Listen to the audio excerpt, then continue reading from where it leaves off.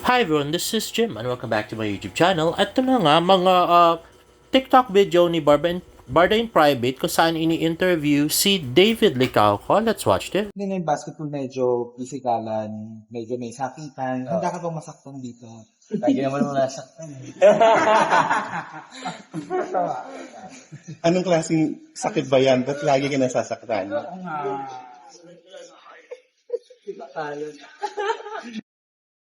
And this is another video from Barda in Private. Let's watch this.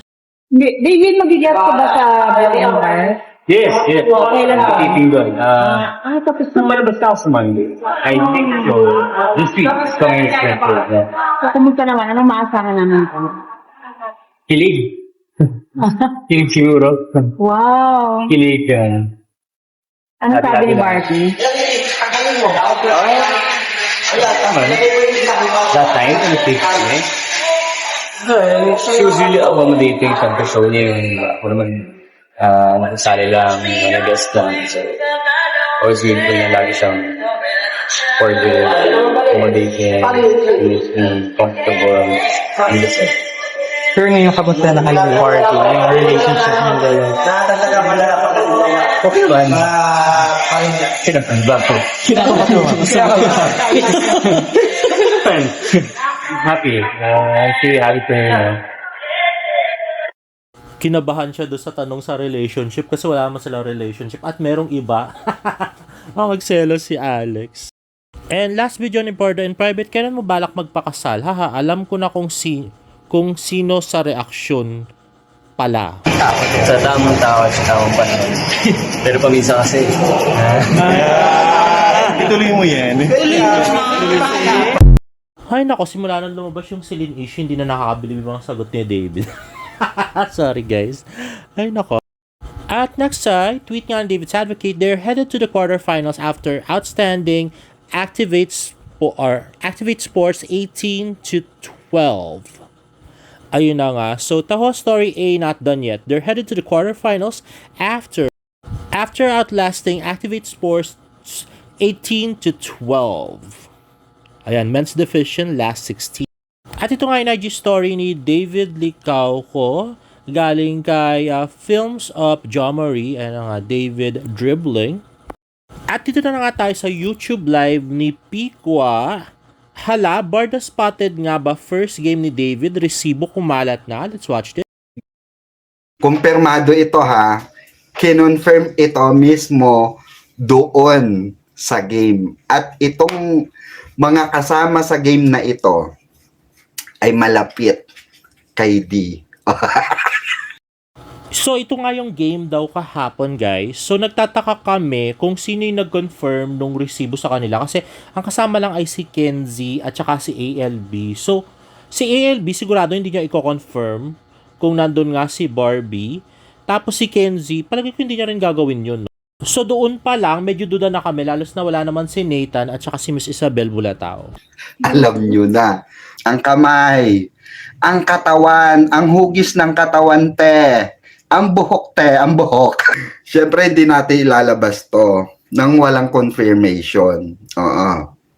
Na-confirm po natin. Na-confirm na natin na sila nga ito. Na sila nga ito. Na sila nga ito. Mismong, malapit. Malapit kay Ginoo ito ang nag-confirm nito. Diba? Si Ken nasa gilid, no? Nakabantay. Oo. Ayun na nga. So si Kenzie daw yung naka-block na yun. Yung nasa left, yung nakalagay yung kamay sa batok. Tapos si Barbie daw yung babae. At si David daw yung naka-white. Parang nakakap yung girl. Ken nasa baba, nagpipicture. Katalikod ka kasi. Diba? Oo. Kala mo, hindi ka maaano ng Barda Soko. Ay nako, Ken, malulusutan ka. Bahala ka dyan, pagalitan ka ng dalawa. Di na namin kasalanan yung Ken, di ba? Kasalanan mo na yan. Eh, hindi ka tumingin sa baba. O, di mo alam, may nagpipicture. Ang totoo niyan, may mga nakakita. Oo, alam niyo kung sino nakakita? Yung mga nag-interview. Ang nakakita. Napansin nila. Oo, nasa isang gilid. Oo. Nakajalikod. Oo. Saka naka-face mask kasi nga. Oo, yun yung sabi sa atin, naka-face mask. Oo, ganyan naman lagi si Bibi pag lalabas na kasama siya. Face mask. Di ba parang yung double date lang? Naka-face mask yun ah. Yung double date nila Bianca sa ni Ruru. Hindi kami actually naniniwala do sa double date ni Bianca Truro at saka ni Barbie at saka ni David Kuno. Kasi bakit ganun yung pakikitungo ni Ruru at saka ni Bianca dun sa bench fashion show, di ba? Hindi man lang pinansin si David. Kahit nga dun sa P77 premiere night parang di man nagbatian si Bianca at saka si David, di ba? Itong tao na ito eh. Ayan, yan ang may sala. Ba't may nakalusot na soko? Nakatalikod ka, Ken ah. Ken, ba't ka nakatalikod kasi? May harang pa sila, Tignan nyo, may harang pang tarpaulin. Mga kabarda, exclusive, may nakaharang na tarpaulin, di ba? Di ba, ha? Hoy, ba't may paharang kayo ng tarpaulin dyan? Ay, iba, ha? Ayun na nga, so sa likod daw ng tarpaulin ay nagtago si David at si Barbie Kuno. Kaya 'di ba nauna na nga si Daddy Tony, 'di ba? Nauna na si Daddy Ton kasi nauna na siya dun sa sasakyan. Oo, dahil naandyan yung may karapatan 'di ba? Oo, naandyan yung future, 'di ba? Oo, alam niya, BB is safe. After nung Celine issue, I don't think iiwan ni Daddy Tony si Barbie kay David. So, ito nga yung TikTok ni Barda United. Yan yung picture at yan yung napakalabong nakuha nilang picture. At the who kanina is this cutie David was with at the 4th floor of Ayala FIBA game earlier. Clue, short bob hair, slim, long slim neck, wearing a black tank top.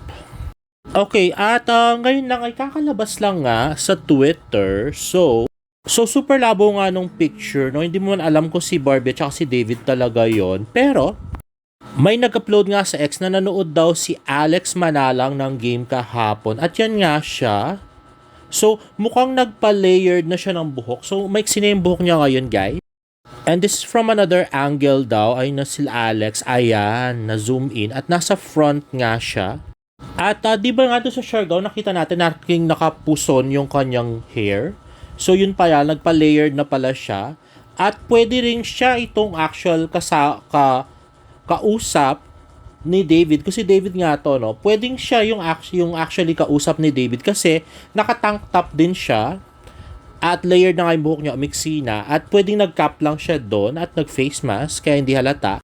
At saka kasi yung mga sinasabi nila na may nakakita daw kay Barbie dun sa game. Actually, wala pa kaming, bukod sa mga grupo nila, wala pang nagsabi na nakita nila si Barbie sa game. Pero may mga nagsabi na nakita raw nila si Alex. And actually, pati today's game daw ay nandyan si Alex. Sabi ni fangirl, Tweety fangirl, buti pa si Ante Josephine sa inyo, Madam P, may source, malinaw na pics. Yung pic na sinasabi mong B, ang labo pa sa sabaw ng pusit. Buwaha! Tigilan mo na ang panluloko mo sa mga fans para sa Gcash mo. Maawa ka sa kanila, hard-earned money yan. Ayun nga. So for today's game daw, si Alex, ayan, naka-cap siya at naka-v-neck. At dahil nga katabi si Kenzie, so maaring si Alex nga to, guys. At kung mapapansin nyo, same din yung guy na katabi niya kahapon dun sa game, di ba? Yung matandang chubby guy na katabi niya. At itong picture na to, grabe, super duper linaw na si Alex nga. Samantalang yung mga pinagmamalaki ni Pikwa na resibo ay malabo pa sa tinta ng pusit. So kahit i-zoom mo nga ng i-zoom ay hindi mo makikita. Sabi nga ng friend ko, ano bang cellphone yung ginamit? Ba't napakalabo? Napaka low-tech naman nung nagkuha ng picture. Sabi niya gano'n. At bukod nga sa very supportive GF na si Alex, ay nandun din ang supportive brother na si James Licauco.